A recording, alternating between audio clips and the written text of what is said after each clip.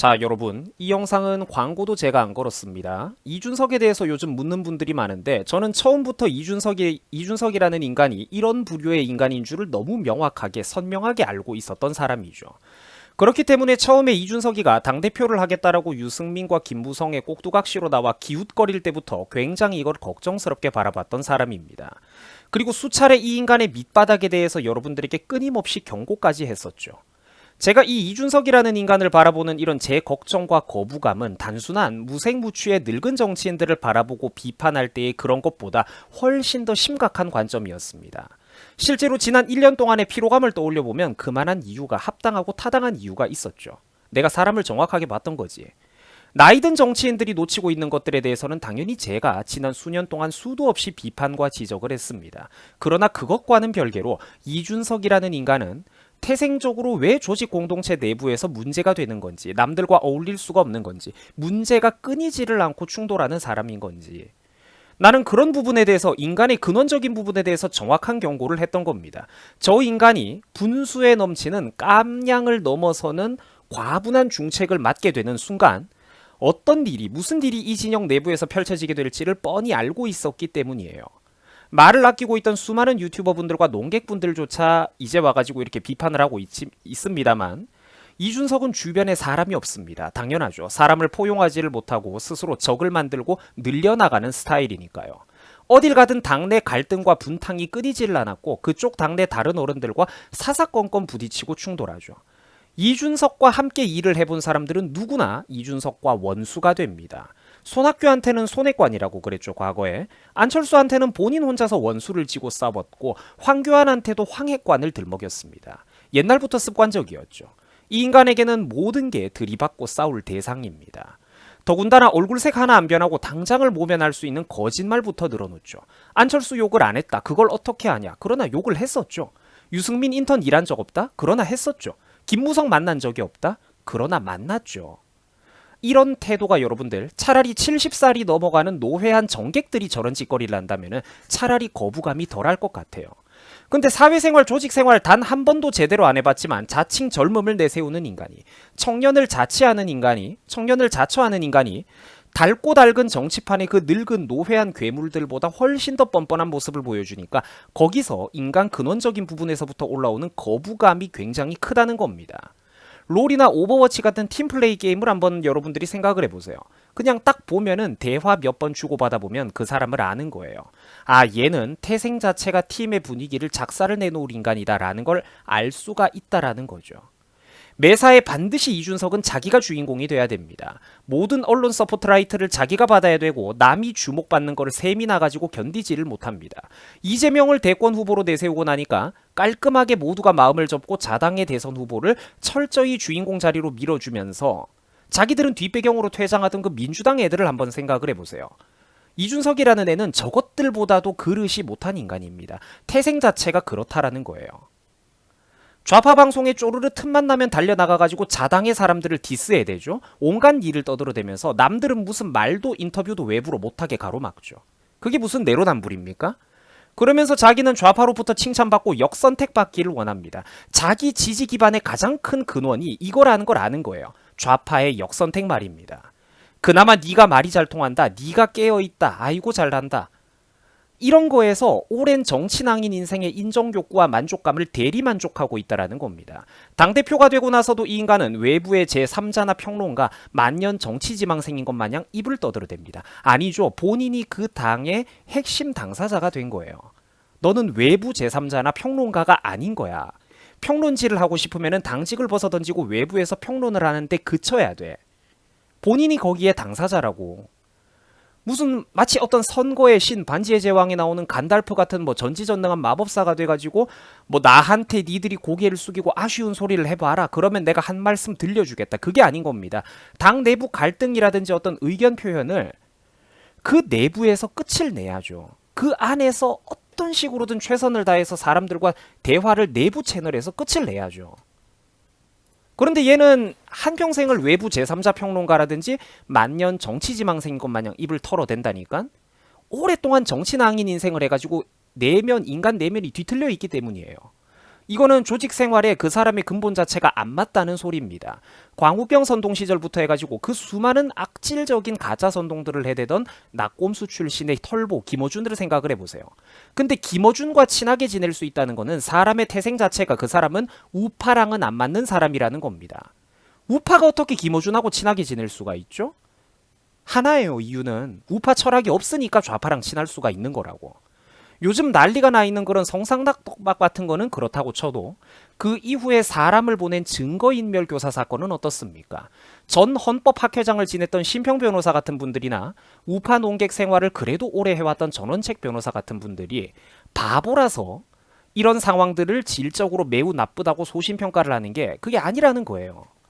뭐 물론 저도 뭐 이 심평 변호사님의 어떤 다른 어떤 칼럼이라든지 인터뷰 또 전원책 변호사의 어떤 여러 가지 인터뷰를 100%다 동의한다라는 거는 아니에요.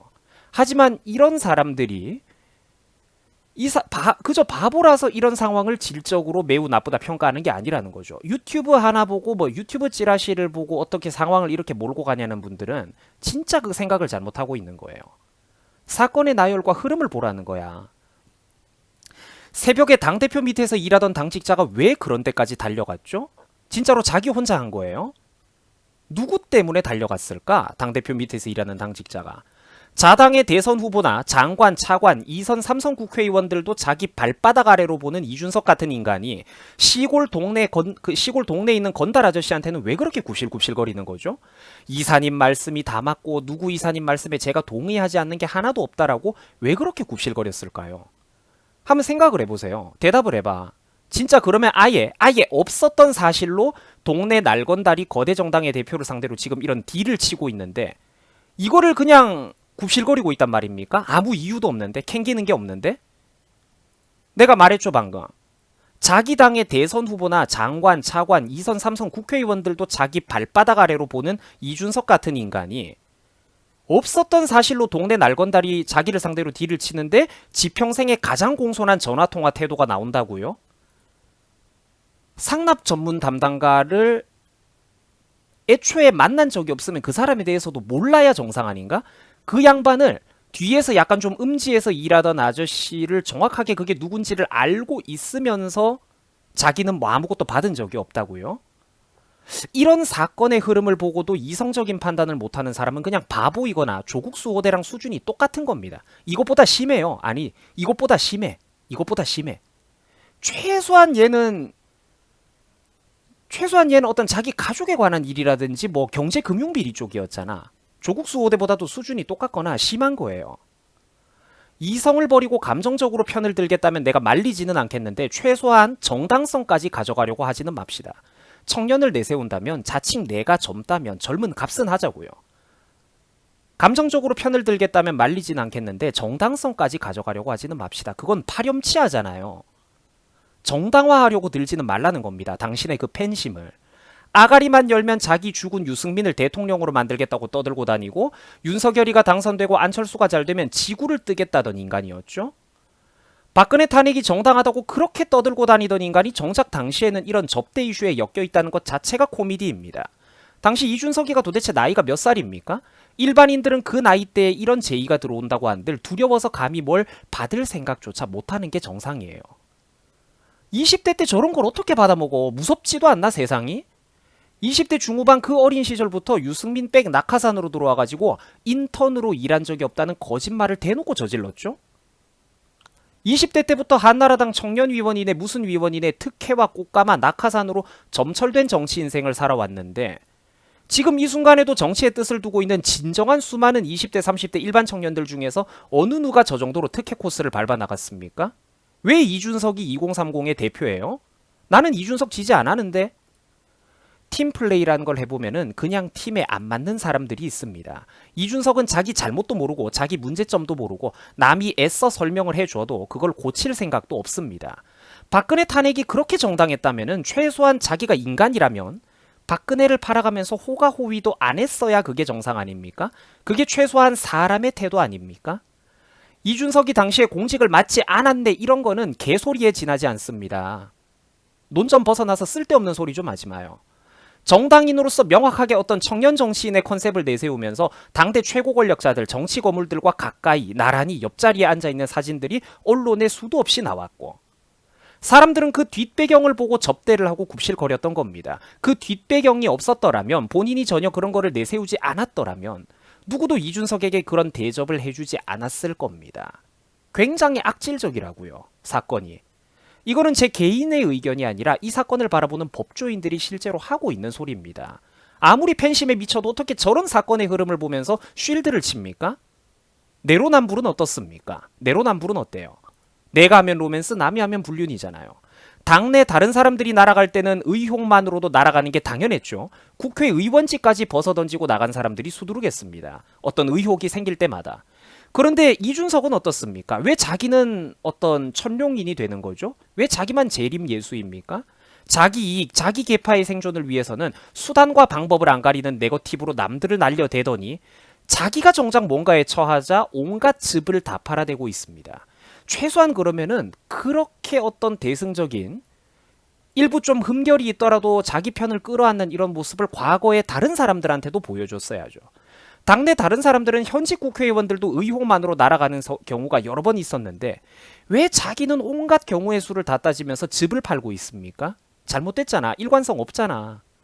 더욱더 심각한 거는 늙은 정치인들보다 이런 식으로 훨씬 더 뻔뻔하고 가증스럽기까지 하다는 점입니다. 여러분들 늙은 정치인들 우습게 보시는데 그 양반들 한번 생각을 해보세요. 물론 저는 대한민국의 늙은 정치인들을 굉장히 싫어하고 지난 몇 년 동안 수도 없이 비판을 했던 사람입니다. 근데 그리고 이 사람들도 참 얼굴에 철판을 깔았는지 경우에 따라서 지들끼리 맺고 끊어지고 어제는 웃었다가 오늘은 싸우고 내일은 또 한 팀이 되고 그러죠. 늙은 정치인들도 물론 경우에 따라서 맺고 끊어지고 하지만 적어도 한 진영에서 한 배를 타게 됐을 때는 준석이가 지난 대선이라든지 이런 선거 기간 동안 보여줬듯이 저런 식으로 감정적으로 행동하는 사람은 아무도 없어요. 과거 준좌파나 운동권에 몸을 담았던 경력이 있었던 그런 사람들조차도, 심지어 탄핵 정국 이후로 잠시 같은 배를 탔던 다른 연장자들조차 준석이에게 그랬죠. 경선 시절에 이준석에게 그런 사람들이 그랬습니다. 저 사람들 나중에 결국 다 같이 힘을 합쳐야 될 사람들 아니냐고. 근데 왜 그렇게 서로의 갈등과 감정 싸움과 분열을 극대화시키냐고 말입니다. 그러나 준석이는 항상 당장의 자기 감정과 개인적인 은원관계가 우선이죠. 절대로 태생적으로 큰일을 할 수 있거나 특히 회사나 조직의 장으로 여러 사람들의 중심에서 남들을 아우를 수가 없는 인간입니다. 유튜버들조차도 이런 점을 수많은 사람들이 지적을 했었습니다. 갈등과 내부 잡음이 끊이지를 않는다고. 민주당에서 그 어떤 악행과 이슈가 터져 나와도 이 인간이 하루 이틀만 분탕을 치면은 모든 흑색 이미지나 어떤 이슈를 국힘당으로 가져오고 그 이슈를 자기가 가져오고 먹어버렸다라는 거예요. 이런 일련의 흐름들을 보면서 아직도 뭐 바른 말을 몇 가지 하다가 부당하게 탄압을 당하고 있다 이렇게 생각하는 분들은 큰 판을 바라보는 눈이 없는 거예요. 여러분, 정치는 정치로 바라보셔야지 종교적인 숭배의 대상이 되어서는 안 됩니다. 클리앙이라든지 루리앱 같은 그런 극렬 좌파 커뮤니티 사람들조차도 대선이 끝난 직후에 신이 나서 떠들어대는 걸 제가 되게 충격적으로 몇 가지 게시물을 본 적이 있어요.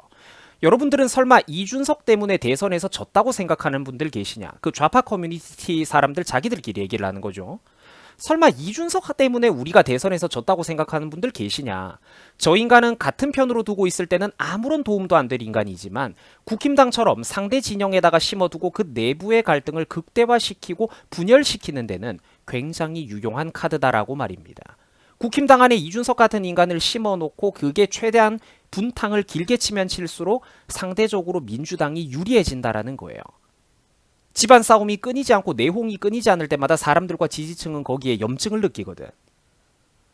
어차피 여러분들 사람은 20살만 넘어도 자기 생각과 자기 고집이 강한 동물입니다. 2017년 그때 그 시절 문재인 정권의 탄생도 당시 바른 말을 들려주는 올바른 이웃이나 소수의 선각자들이 없어서 그랬던 게 아니라 국민들 각자가 그 고집을 부렸던 결과의 산물이라는 거예요.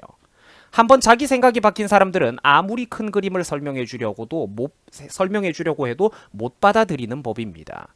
준석이 팬클럽 분들도 이거를 아마 이럴 거예요. 그래서 제가 일부러 이 말을 넣은 겁니다. 지금 저의 이런 평론 그리고 인물평이 불편하신 분들이 분명히 계실 텐데 그런 분들은 안타깝지만 여러분들과 함께 했던 그 시간이 저도 너무 아깝지만 떠나시면 됩니다. 이런 지금 이 영상이 불편하신 분들은 떠나시면 돼요. 아마 이 부분에 대해서 우리의 생각 차이는 절대로 좁혀지지 않을 겁니다. 바라보는 관점이 시야의 넓이가 서로 다르니까요. 그러나 제가 장담하는데 인터넷 베스트 게시물 그것 몇 개 따위가 이 세상의 전부는 아니에요, 여러분들. 모든 세대를 아울러야죠. 여자는 표가 없습니까? 반페미는 나도 지난 몇 년 동안 수도 없이 비판을 했잖아. 페미는 나도 싫어요. 여성 할당제 같은 건 나도 싫어. 그렇지만 그런 이슈 몇 개만이 이 세상의 전부는 아니라고. 모든 세대를 설득하고 국가 전체를 아울러 가는 게 정치, 중앙 정치가 할 일이라는 거예요. 인터넷 베스트 게시물, 여러분들이 가는 인터넷 커뮤니티에 그 인기 있는 베스트 게시물 이슈 몇 개 따위가 세상의 전부가 아니라는 겁니다. 그딴 거에 몇 개 다리 덜 걸치더라도 일주일만 지나면은 내가 지난주에 봤던 베스트 게시물이 뭐였는지 기억 못하는 사람들 수두룩 하죠.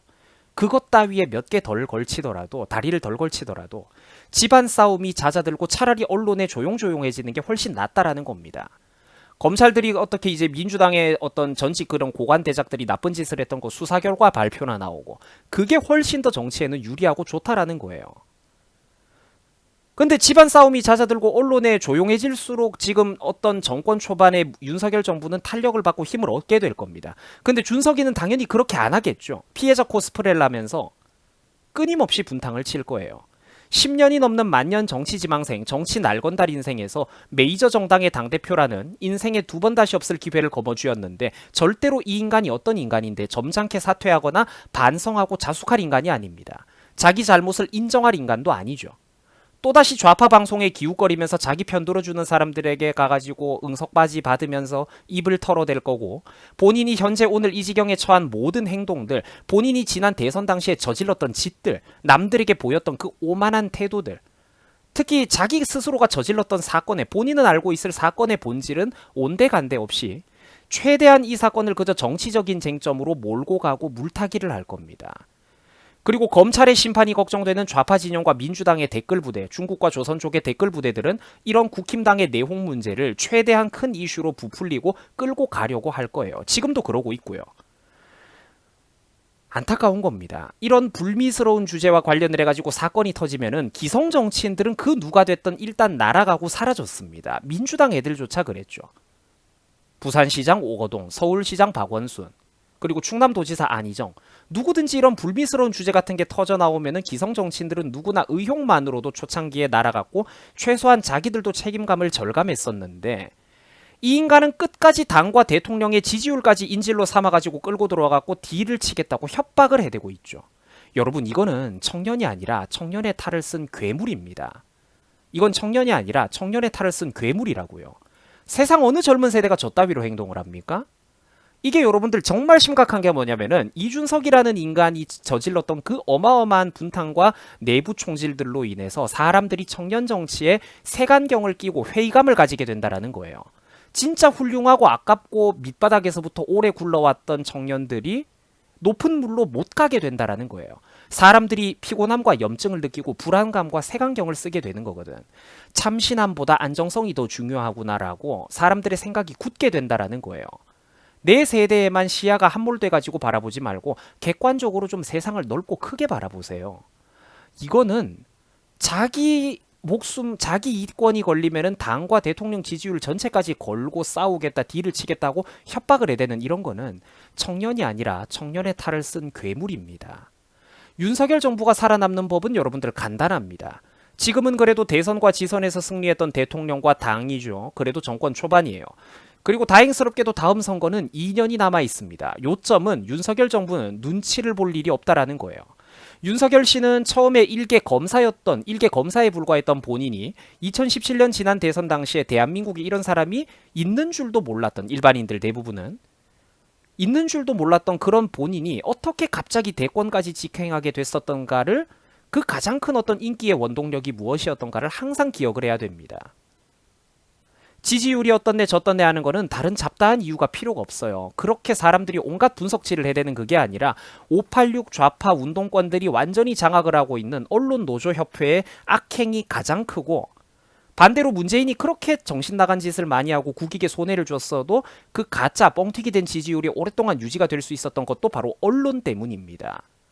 그러니까 이런 부수적인 것들 따위가 잡다한 게 중요한 게 아니라 지금 윤석열 정부가 잠시 좀 리더십과 카리스마가 흔들리고 있는 건 사람들이 생각했던 것만큼의 과감성이나 결단력을 제대로 보여주지 못하고 있기 때문입니다.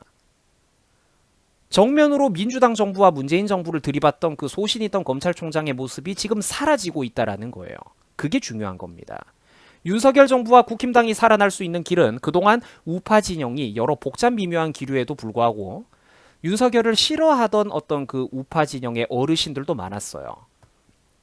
그러나 그런 복잡 미묘한 기류에도 불구하고 본인들을 왜 뽑아줬겠습니까? 본인들을 뽑아줬던 바로 그 이유를 되새기라는 거예요. 최선을 다해가지고 검사들이 칼춤 춰서 문재인과 찌뚜로를 비롯해서 좌파 586 운동권들을 끝장을 내놓는 것만이 본인들이 살 길이라는 겁니다. 과감하고 결단성 있게 좌파들한테 칼질하라고 뽑아놓은 정부라는 거예요. 칼질이나 똑바로 하고 우유부단한 모습만 털어내면은 나머지 많은 일들은 저절로 풀리게 될 겁니다. 실제로 국힘당 안에 있는 그런 이름 없는 진짜 국회의원 개개인들의 청년 보좌관들 많죠. 이준석 같은 뒷배경과 황금 낙하산 인맥발이 없어도 중하급 당직자로 오랫동안 봉사해온 젊은 인재들이 많아요. 근데 그런 사람들 중에서 훨씬 더 순수하고 깨끗하면서 이준석보다 훨씬 더 순수하고 깨끗하면서 젊은 문제와 젊은 이슈를 잘 제안하면서 밑바닥부터 쓴맛 단맛 다 겪어보면서 굴러왔던 사람들이 수두룩합니다. 훨씬 예의 바르고 겸손하기까지 하죠. 협조적인 태도는 덤으로 말이에요. 인터넷에서도 이준석 따위의 상위 호환 대체제가 될 수 있는 이름 없는 시민들과 청년들은 수두룩합니다. 정상적으로 사회생활과 조직생활을 착실하게 해온 청년들은 누구나 그렇게 할 수가 있어요. 새파란 나이 때부터 의전받고 남들 굽실거리는 계급장 맛에 취해가지고 처음부터 인생을 날로 먹으려고 달려드는 정치낭인들, 정치 건달들이 아니라면 누구나 그 정도 의젓함은 가지고 있어요. 이준석같이 옛날에는 원조 남성연대의 성재기 대표와도 다투고 남자들의 화력은 분산되어 있거나 이 주제에 무관심했던 그때 그 시절, 반대로 패미들은 막강했던 시절, 한나라당 내에 여성할당제까지 주장을 했던 이런 이준석 같은 기회주의자 따위가 없어도 얼마든지 젊은 세대에 당면한 문제점과 이슈들을 우리가 잘 다뤄줄 수 있다는 거를 국힘당이 보여주는 게 중요합니다. 이준석에게 우파 철학이라는 건 단 하나도 없습니다. 그저 당대 가장 큰 대세 프레임에 고개를 숙이면서 군중 여론에 오히려 잘못된 군중 여론을 바로잡는 게 아니라 누구보다도 가장 적극적으로 그 어떤 대세 여론에 고개를 숙이면서 그게 옳든 그르든 그저 함께 올라타고 편승하기 바쁘죠. 그 과정에서 본인이 권력을 획득하는 것에만 눈이 시뻘겋게 달아올라 있을 뿐입니다. 진짜 소신 있는 차세대 우파 청년 리더라면 이명박 정부가 광우병 선동에 휘둘리던 그 시절부터 대한민국의 군중 심리를 정면으로 비판했어야 됐고 이후 4대강 사업 선동에 대해서도 팩트를 정확하게 전달을 했어야죠. 세월호 사건이라든지 박근혜 탄핵 사건에 대해서도 대중들이 어떤 미디어의 선전선동, 586 운동권의 선전선동으로 잘못된 군중심리를 가지고 있으면은 그 군중심리 앞에 십자가를 짊어지고 가로막아 서면서 소신 있는 목소리를 내가지고 국민들을 가르치고 깨우치고 팩트와 정상적인 방향으로 이끌었어야죠. 그게 정상적인 우파 철학을 가지고 있는 진짜 청년 인재인 겁니다.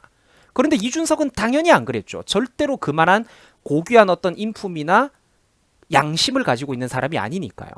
물론 국힘당의 늙은 정치인들 상당수도 안 그랬던 거 저는 압니다. 그렇죠. 국힘당의 늙은 정치인들도 광우병 선동이나 4대강 사업 선동을 좌파가 그렇게 씹어대거나 뭐 세월호 사건이나 박근혜 탄핵 사건이 있을 때 뭐 극소수 올바른 말을 했던 분들이 계시지만 대부분은 이제 아가리를 닫고 자기들도 고개를 숙였죠. 근데 들어봐. 그러나 최소한 그런 늙은 정치인들은 그때그때 떠오르는 그쪽 자기들 진영의 주인공이 있을 때 겸허하게 그 사람 앞에서 고개를 숙이고 협조라도 해요. 조직 내부의 팀플레이라도 덜 해치는 무색무취의 꼰대 정치인들이 차라리 낫다고 내가 말을 하는 이유가 바로 그런 겁니다. 한번 봐요. 근데 누가 더 차라리 나은지. 이거는 굉장히 중요한 이야기라니까요. 국힘당 안에 있는 무색무취의 꼰대 정치인들을 좋아하는 표현이 아니죠. 내가 굉장히 그 사람들을 부정적으로 바라보는 비판적인 워딩을 하고 있지만 그럼에도 이준석이 훨씬 더 해롭다라는 걸 말하는 겁니다. 팀플레이에 녹아들지를 못한다니까. 국힘당은 당연히 앞으로도 꼰대 정당이 맞을 거고 분명 앞으로도 많은 이슈들을 놓치고는 할 겁니다. 속이 터지고 유튜버 얼음 사이다도 계속해서 다루게 되겠죠. 그러나 애초에 저는 국힘당이라는 인간들을 바라볼 때 이런 디테일한 부분들은 바라지도 않아요. 그러나 가장 큰 줄기만큼은 윤석열 정부 스스로의 생존을 위해서라도 똑바로 가지고 가야 된다라는 겁니다. 칼춤을 똑바로 춰서 586 운동권에 토악질 나오는 위선과 날조된 민주파리 신화만 끝장낼 수 있다면, 찌뚜로와 문재인이 그동안 저질러왔던 범죄에 대해서 칼날을 똑바로 들이댈 수만 있다면 그래도 희망은 있습니다. 그러면은 최소한 민주당보다 나은 상태로 본인들의 생존은 해나갈 수 있다라는 거예요. 국힘당 그 좋아하는 감투와 권력을 부디 오래오래 좀 안정적으로 헤쳐먹으시기 바랍니다. 당신들을 위해서가 아니라 내가 이 나라가 걱정이 돼서 하는 소리입니다. 수고하셨습니다.